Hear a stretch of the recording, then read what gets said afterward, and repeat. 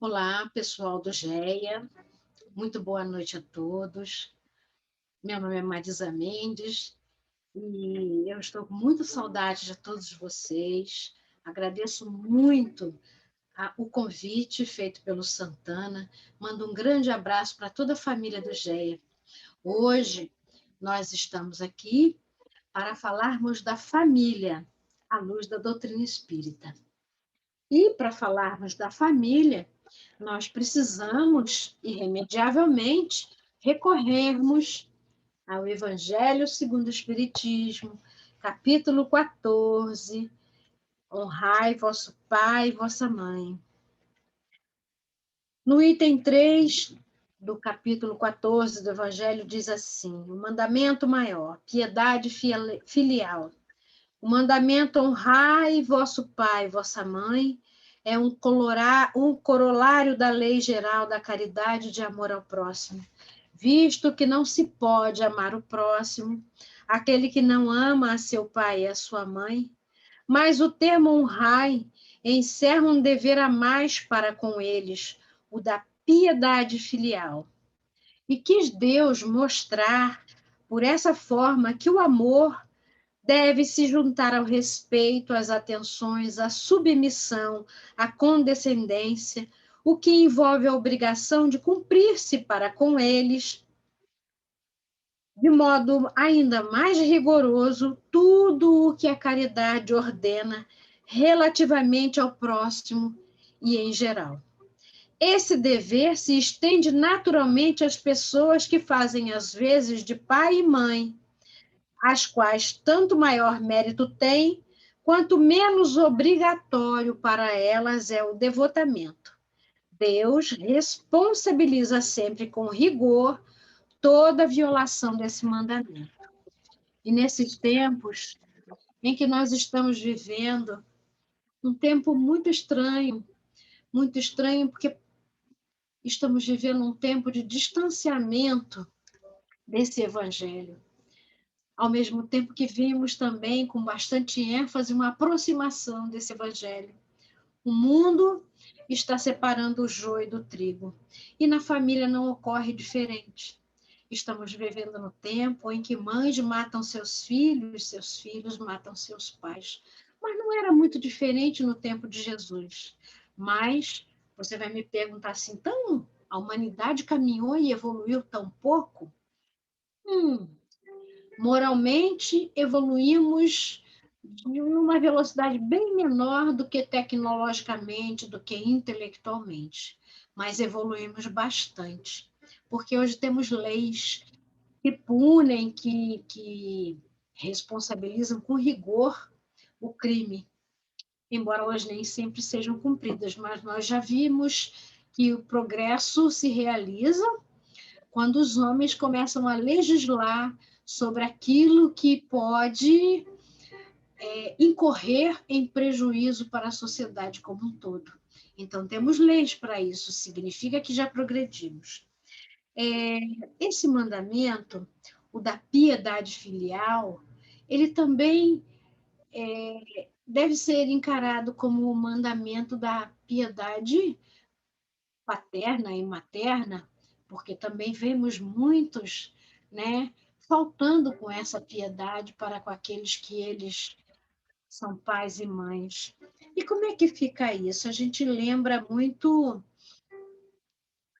aquela caminhada dolorosa de Maria na Via Crucis de Jesus, né? E a gente perceber em toda aquela trajetória da mãe dele, da mãe divina, e ela demonstrou esse amor de uma maneira tão nobre e tão bonita, porque ela poderia ter sido uma mãe egoísta e não ter deixado Jesus seguir o seu caminho. Mas ela compreendeu, né? Ela compreendeu a sua missão, ela deixou ir ao sacrifício, porque aquele não deveria ser o caminho, mas era o caminho. O que a gente percebe muitas vezes, em falando de maternidade e de paternidade, se a gente olhar pelo ponto de vista material, somente pelo ponto de vista material, nós vamos ver todas essas atrocidades sendo cometidas, tanto pai, mãe, ou filhos contra pais, e pais contra filhos, avós, etc., né? Que se a gente se circunscrever a este presente, nós não vamos entender e vamos colocar tudo só no pacotinho da crueldade. Mas a gente tem que levar em conta o passado. Esse passado que nos cobra, que nos junta em famílias e que a gente percebe que quando não há vontade de amar, o ódio que a gente já traz lá engatilhado dentro de nós do passado, ele vai começando a tomar um volume e uma forma muito grande. É por isso que nós precisamos nos educar. E educar aqueles que vêm através de nós desde a concepção. No momento em que sabemos que estamos nos tornando pais e mães, começamos esse processo de educação para que este ódio, que estas mazelas do passado, que este ser que está chegando traz dentro de si, ela continue dentro de si como um germe latente, que ela não brote, que ela não frutifique, que ela não cresça.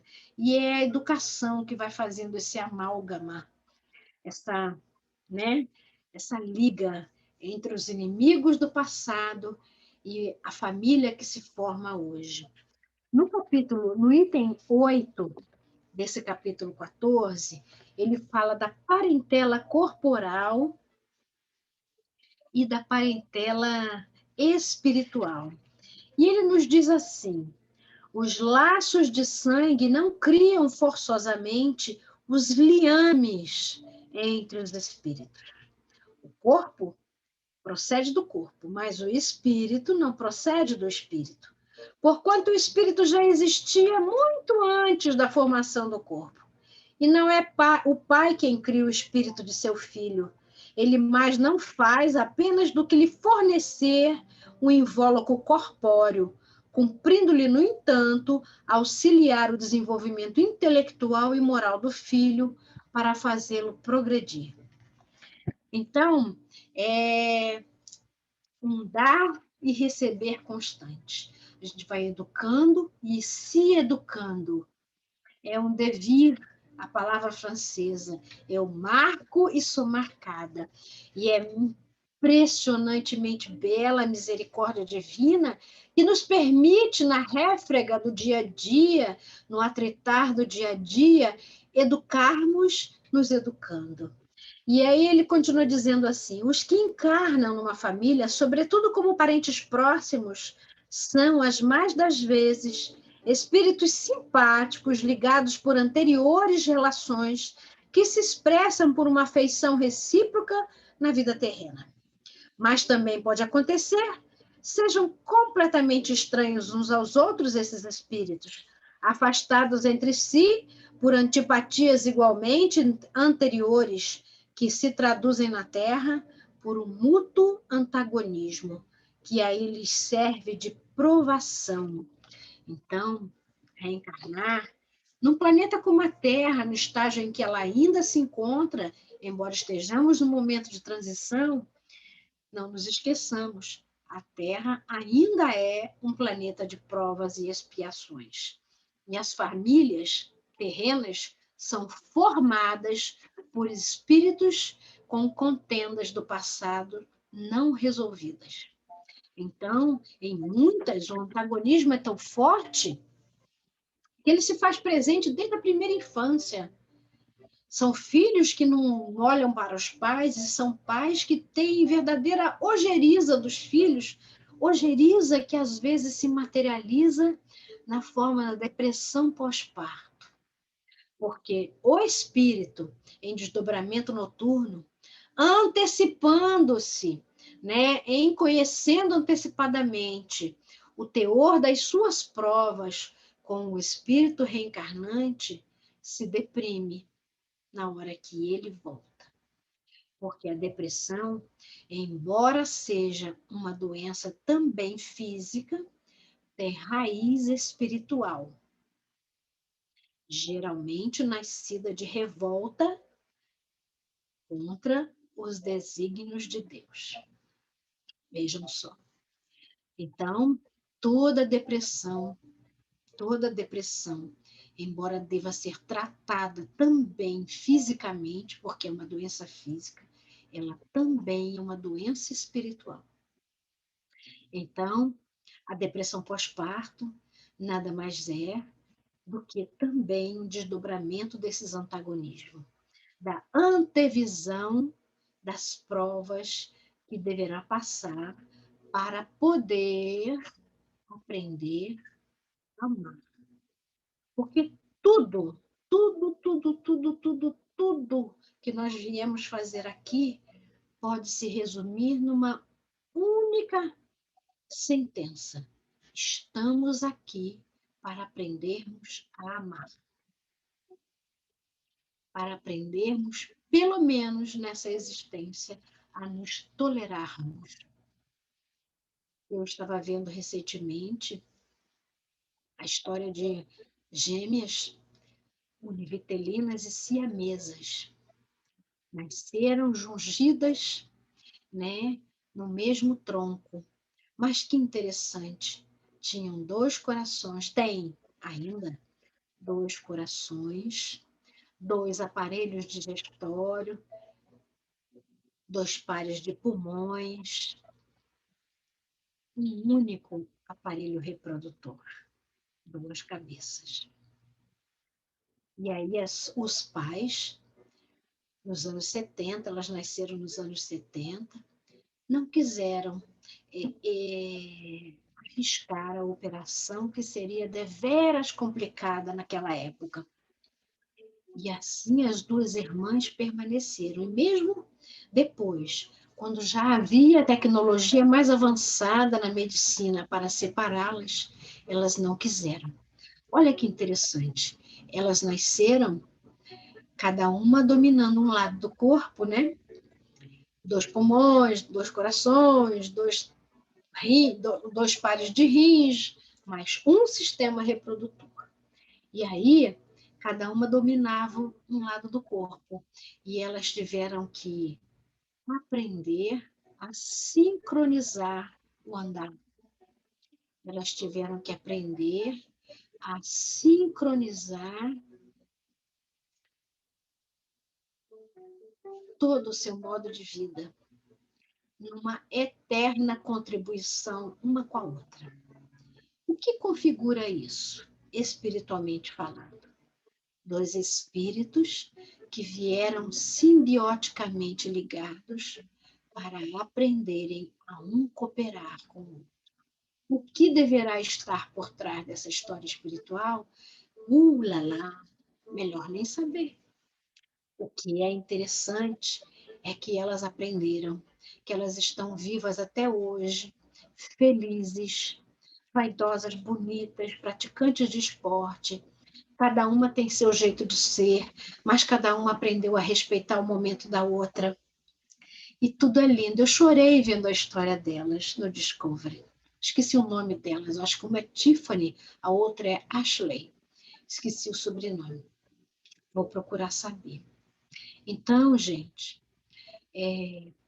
nossa teimosia em não querer amar nos leva a situações como essa das gêmeas siamesas e outras situações tão tristes que um pouquinho de tolerância, um pouquinho, principalmente, de boa vontade, poderia nos ajudar e alavancar as nossas existências. Mais adiante, eles dizem assim: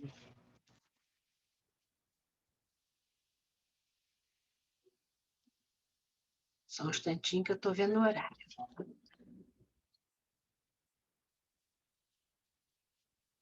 Os que encarnam numa família, sobretudo como parentes próximos, são, as mais das vezes, espíritos simpáticos ligados por anteriores relações, que se expressam por uma afeição recíproca na vida terrena, mas também Pode acontecer que sejam completamente estranhos uns aos outros esses espíritos, afastados entre si por antipatias igualmente anteriores, que se traduzem na Terra por um mútuo antagonismo, como já vimos, e que lhe a íris serve de provação. Também já vimos.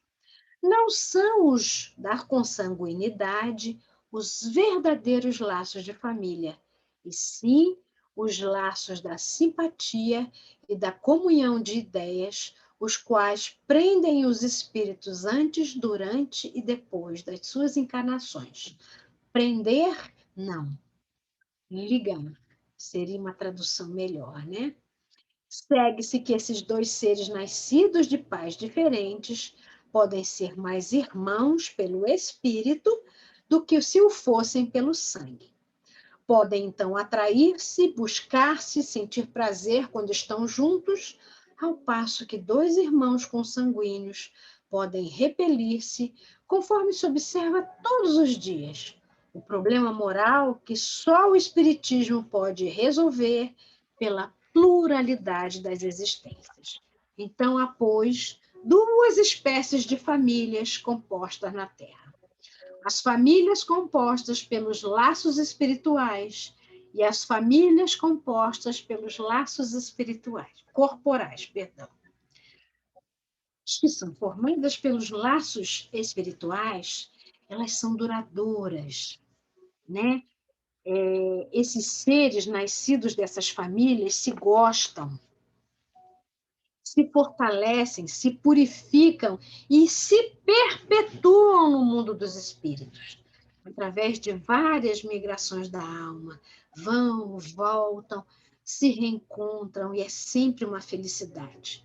Nós temos sempre aquela tia, e é aquela tia do coração, aquela prima que a gente ama mais do que ama o nosso irmão, que aquela prima entende do olhar, não é verdade?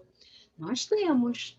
Pois é, porque essa é a nossa parentela espiritual, que pela misericórdia divina reencarna mais ou menos perto de nós para nos dar força, bom ânimo, para ser o nosso arrimo, muitas vezes, nos momentos das provações, com aqueles que são lançados dentro da nossa família, para que a gente se apazigue, ou seja, são formados apenas pelos laços corporais.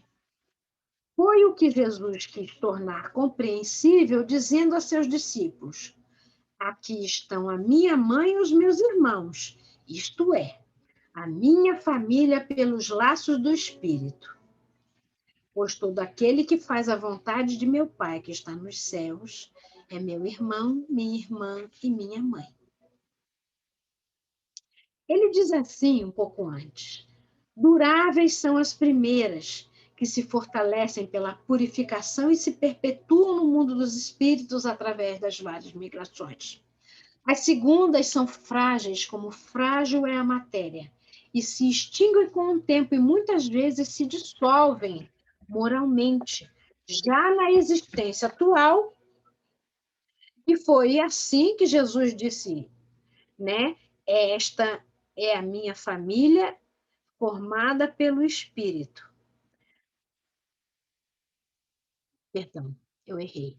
Foi o que Jesus quis tornar compreensível, dizendo a seus discípulos: aqui estão minha mãe, meus irmãos, isto é, a minha família formada pelos laços do Espírito.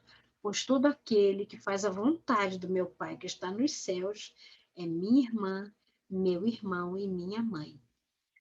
A hostilidade que lhe moviam seus irmãos carnais se acha expressamente clara na narração do Evangelho de Marcos, que diz terem eles o propósito de se apoderarem do Mestre, sobre o pretexto de que ele perdera o espírito, ou seja, tinha enlouquecido.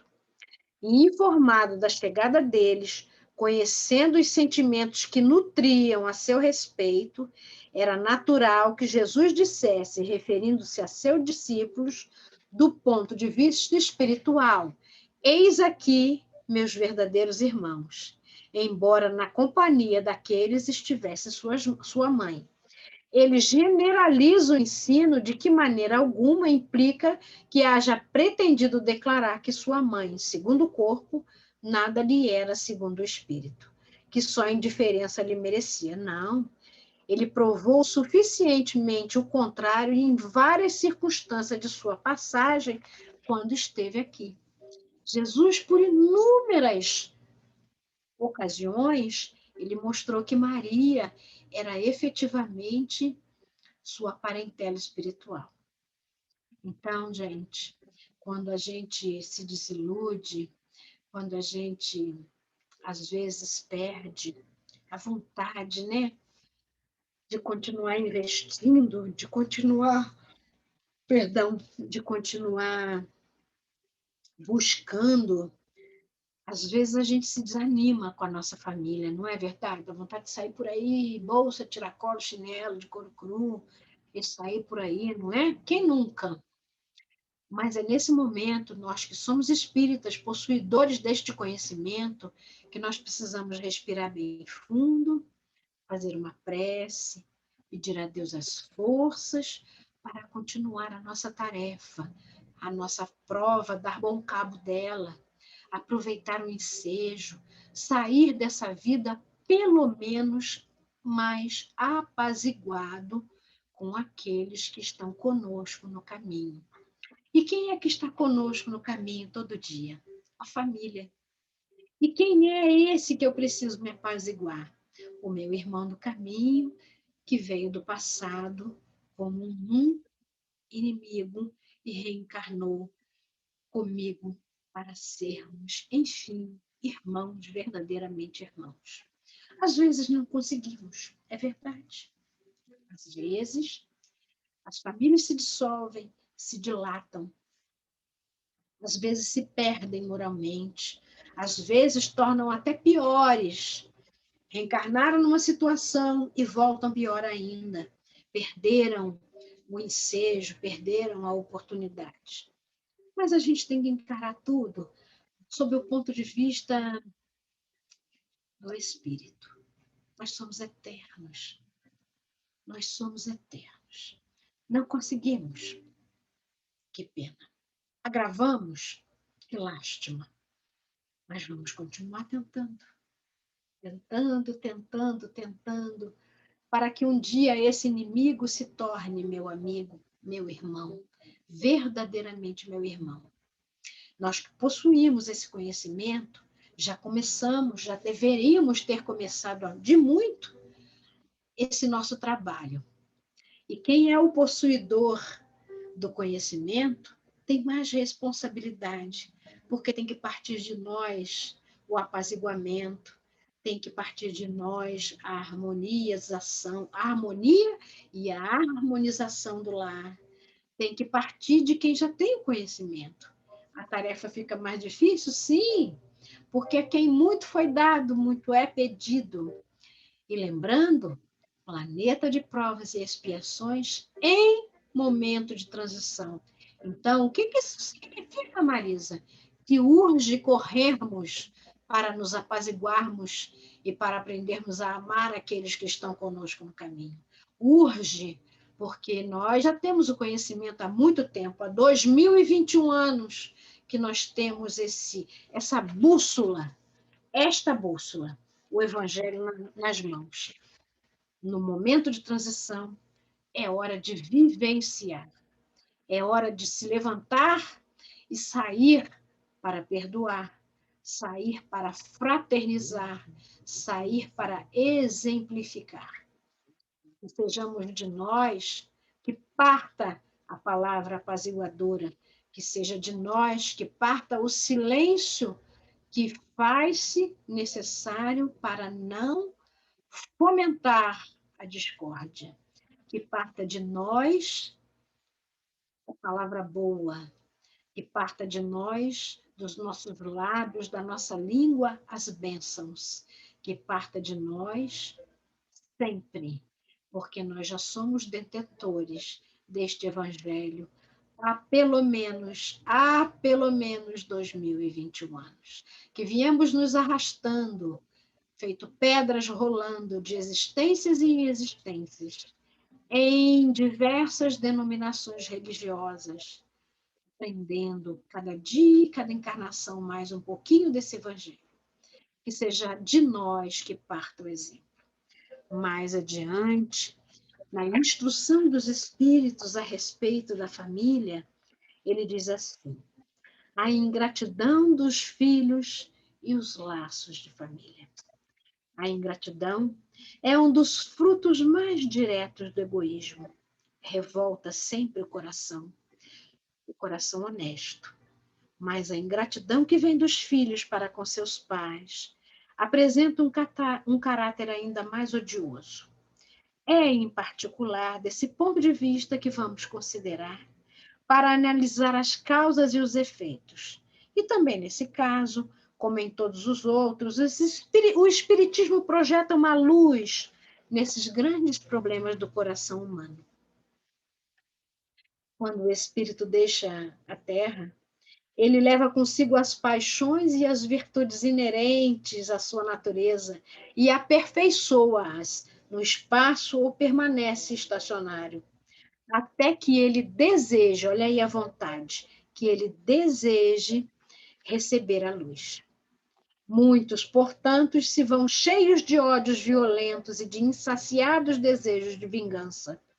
E alguns dentre eles, porém, mais adiantado que outros, é dado que entrevejam, abram um pouquinho a cortina, uma partícula da verdade. Apreciam, então, as desastrosas consequências de suas paixões e são induzidos a tomarem boas resoluções. Compreendem que, para chegarem a Deus, uma só é a senha: caridade. Ora, não há caridade sem o esquecimento das ofensas e das injúrias. Não há caridade sem perdão e nem com o coração tomado de ódio. Então, mediante inaudito esforço, conseguem tais espíritos observar os que a quem eles odiaram na terra. Ao vê-los, porém, a animosidade se lhe desperta no íntimo, revoltam-se a ideia de perdoar e ainda mais a de abdicarem de si mesmo, sobretudo a de amarem aqueles que lhes destruíram, quiçá, os haveres, a honra, a família. Entretanto, o coração fica abalado. Eles hesitam, vacilam, agitam-se por sentimentos contraditórios. E assim vai, em algum momento, se dentro deles predominar uma boa resolução, oram a Deus finalmente e imploram aos bons espíritos, aos seus guardiões, que lhes deem forças no momento decisivo de suas provas. E, por fim, anos e anos de meditações e preces às vezes são levados.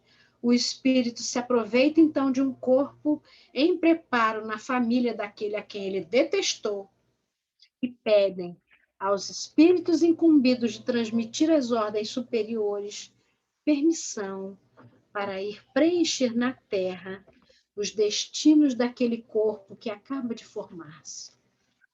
Qual será o seu procedimento na família que escolheu? Dependerá da sua maior ou menor persistência nas boas resoluções que tomou. E às vezes, quando chega aqui, com o esquecimento da reencarnação, essas boas resoluções se diluem. E é aí que vemos pais matando os filhos, filhos matando os pais. O incessante contato com seres a quem odiou constitui prova muitas vezes terrível, sob a qual não raro sucumbe, se não tem ainda bastante forte a vontade. Assim, conforme prevaleça ou não a resolução boa, ele será amigo ou inimigo daqueles entre os quais foi chamado a viver. É como se explicam, então, esses ódios, essas repulsões instintivas que se notam da parte de certas crianças e que parecem injustificáveis. Nada com efeito naquela existência podido provocar semelhante antipatia. Para se lhe apreender a causa, necessário se torna volver o olhar ao passado. Vou contar uma história. Há muitos anos atrás, quando comecei no magistério, fui trabalhar pela primeira vez numa escolinha, uma pequena escola de pré-escola, né? O que se chama de jardim da infância, que chamava no passado. Lá conheci uma menina, 3 aninhos de idade, linda, Priscila. Priscila Fonte. Nunca esquecerei esse nome. Priscila tinha um amor imenso pelaquela mãe. A mãe chegava, ela chorava, fazia um muxoxo, custava. A mãe também chorava na despedida para deixar a filha na escola. Mas ela tinha um pai também muito amoroso com ela e que trabalhava embarcado na plataforma. Esse pai, quando chegava, ele ia direto ver a Priscila, buscar a Priscila na saída. Quando Priscila, com 3 anos de idade, olhava o pai no portão, a cara de Priscila festiva, ela ficava emburrada e ela falava, eu odeio ele. Eu perguntava, não gostou de ver papai? Eu odeio ele. Eu não quero ele. E Priscila chorava. Ela morava do outro lado da rua da escola. Era preciso que a mãe viesse, porque Priscila só ia embora com a mãe. O pai chorava. Uma vez eu vi ele chorando. Ele falou, professora, o que eu faço? Desde que essa criança nasceu, que essa criança berrava quando bebê, quando eu a pegava no colo. E eu adoro ela. Olha só, eu acabei indo embora. Eu nem era espírita, estava começando a conhecer a doutrina espírita. A única coisa que eu falava, tenha paciência, ame-a cada vez mais. E não sei o que ocorreu com Priscila, mas é um exemplo clássico disso que nós estamos falando. Como é desafiador, não é para o espírito? Essa resolução, essa vontade tem que ser muito forte para vencer esse antagonismo. Mais adiante ele diz assim, ó espíritas, compreendei agora o grande papel da humanidade. Compreendei que quando produzes um corpo, a alma que nele encarna vem do espaço para progredir. Inteirai-vos dos vossos deveres e ponde todo o vosso amor em aproximar de Deus essa alma. Tal a missão que vos está confiada e cuja recompensa recebereis, se fielmente a cumprirdes. Os vossos cuidados e a educação que lhes dareis auxiliarão o seu aperfeiçoamento e o seu bem-estar futuro.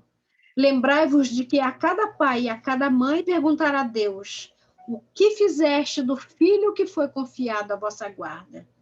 Se por culpa vossa ele conservou-se atrasado, tereis como punição vê-lo entre os espíritos sofredores, quando de vós dependia que fosse ditoso.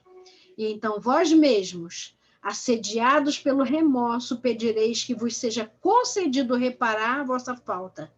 Solicitarei para vós e para ele outra encarnação, em que o cerqueis de melhores cuidados e em que ele, cheio de reconhecimento, vos retribuirá com o seu amor. Vê como se encaixa tudo? Como essa família que a gente já tem, que a gente precisa cultivar com todo carinho, amor, dedicação e muitas doses de água da paz. Aquele copo d'água que o Chico disse, bota na boca e não engole a água. Conserva ela na sua boca enquanto você estiver com vontade de dizer um palavrão, um impropério ou fazer uma ofensa ou injúria. Muita água da paz. E aí ele dirá, não escorraceis, pois, a criancinha que repele sua mãe, nem a que vos paga com a gratidão. Não foi o acaso que a fez assim e que vô-la deu. Imperfeita intuição do passado se revela, do qual podeis deduzir que um ou o outro já odiou muito. ou foi muito ofendido e que um ou outro veio para perdoar ou para expiar.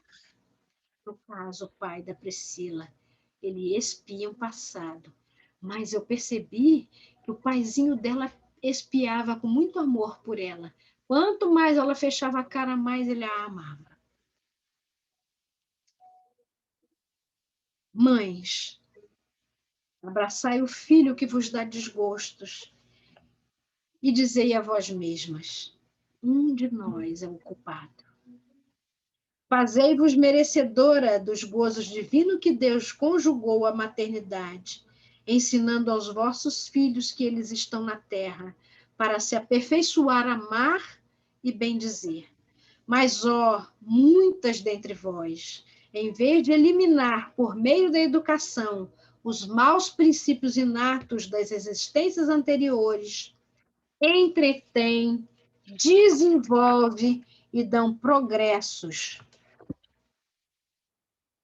Mas essas fraquezas, por uma culposa fraqueza, por descuido, e mais tarde, o vosso coração ulcerado pela ingratidão dos vossos filhos, será para vós, nesta existência já, o começo das vossas expiações.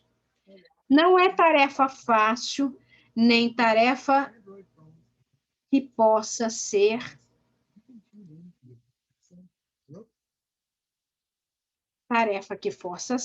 perdoe, negligenciada.